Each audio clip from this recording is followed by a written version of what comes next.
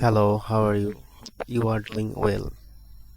If you are looking for Google Chrome offline installer, then you are in the right place.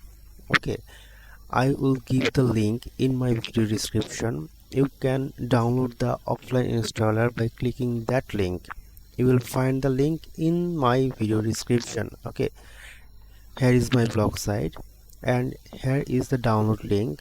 Download 32-bit and download 64-bit. The file is uploaded in the Google Drive, so don't need to think about any virus, so you can easily download. So I hope this will be helpful for you.